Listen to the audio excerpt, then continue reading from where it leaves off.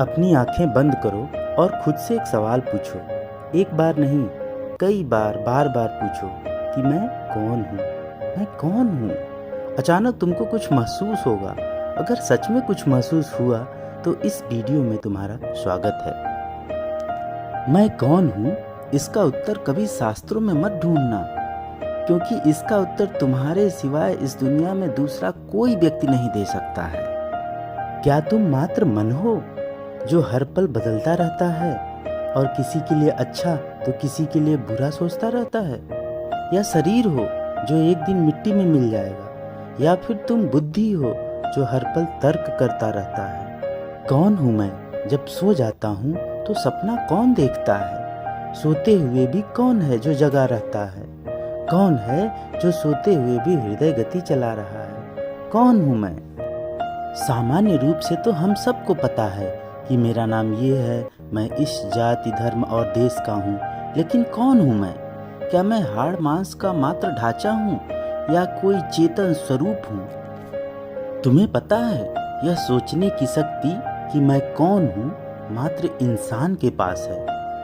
अस्तित्ववाद के जनक डेनमार्क के महान दार्शनिक किर्केगार्ड कहते हैं, मैं इसलिए सोचता हूँ कि मेरा अस्तित्व है।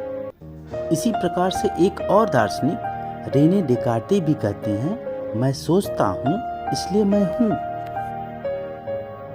यदि तुम गहराई से सोचोगे कि मैं कौन हूँ, मैं क्यों आया हूँ इस धरती पर, क्या मैं इस विशाल प्रकृति का एक छोटा सा अंश हूँ या इसके पीछे कोई रहस्य या कोई दिव्य योजना है, तो तुमको इसका उत्तर अवश्य मिलेगा।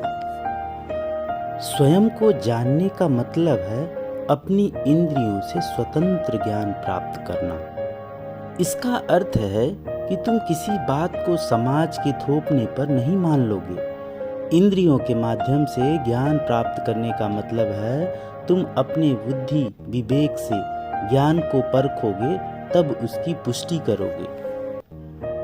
यदि तुम्हारे मन में यह प्रश्न उठने लगे कि मैं कौन हूँ, मैं क्यों आया हूँ, तो समझो तुम्हारी चेतना जाग गई है। तुम चैतन्य मानव बन गए हो और चैतन्य मनुष्य को अकारण क्रोध नहीं आता।